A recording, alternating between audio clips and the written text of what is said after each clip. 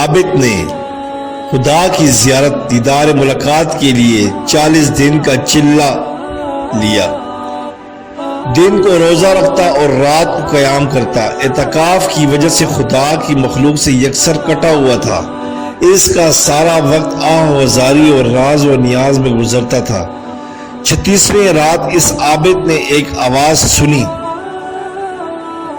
کہ شام کو تانبے کے دربار میں فلاں تانبے ساز کی دکان پر جاؤ اور اپنی مراد پالو۔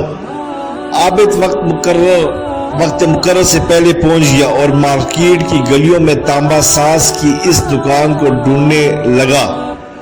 وہ کہتا ہے میں نے ایک بوڑھی عورت کو دیکھا جو تانبے کی دیشکی پکڑے ہوئے تھی اور ہر تانبے ساز کو دکھا رہی تھی اور اسے وہ بیچنا چاہتی تھی۔ وہ جس تانبے ساز کو دیشکی دکھاتی وہ اسے تول کر کہتا 4 ریال ملیں گے۔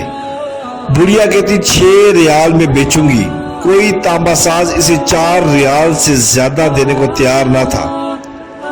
آخر کار وہ بڑھیا ایک تانبا ساز کے پاس پہنچی۔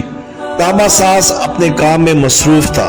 بڑھیا نے کہا میں یہ برتن بیچنے کے لیے لائی ہوں اور اسے 6 ریال میں بیچوں گی، کیا آپ 6 ریال دیں گے؟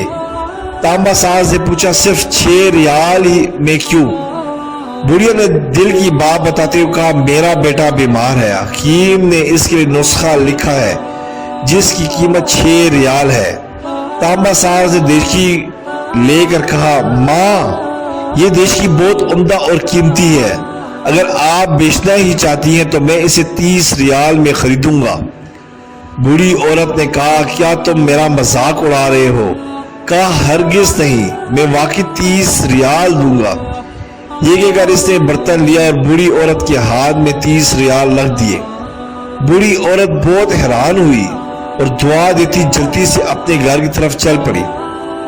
عابد کہتا ہے میں یہ سارا ماجرا دیکھ رہا تھا۔ جب وہ بڑھیا چلی گئی تو میں نے تانبے کی دکان والے سے کہا چچا لگتا ہے آپ کو کاروبار نہیں آتا، بازار میں کم و بیش سبھی تانبے والے اس دیشکی کو تولتے تھے اور 4 ریال سے زیادہ کسی نے اس کی قیمت نہیں لگائی اور آپ نے 30 ریال میں اسے خریدا ہے۔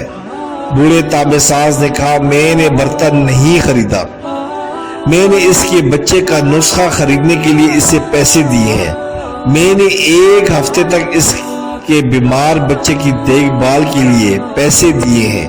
میں نے اسے اس لیے یہ قیمت دی ہے کہ گھر کا باقی سامان بیچنے کی نوبت نہ آئے۔ عابد کہتا ہے میں سوچتا رہا اور اس کو دیکھتا رہا، اتنے میں غیبی آواز آئی صرف چلہ کشی سے کوئی میری زیارت کا شرف حاصل نہیں کر سکتا، بلکہ ساتھ ساتھ میری مخلوق کی خدمت بھی کرو۔ گرنے والوں کو تھامو، غریب کا ہاتھ پکڑو، میں خود تمہارے پاس چل کر آؤں گا۔ سبحان اللہ۔ سبسکرائب کرے، لائک کرے اور بیل آئیکن پہ کلک کرے تاکہ آپ کو اس طرح ہی پیاری اچھی اسلامی ویڈیو ملتی رہے۔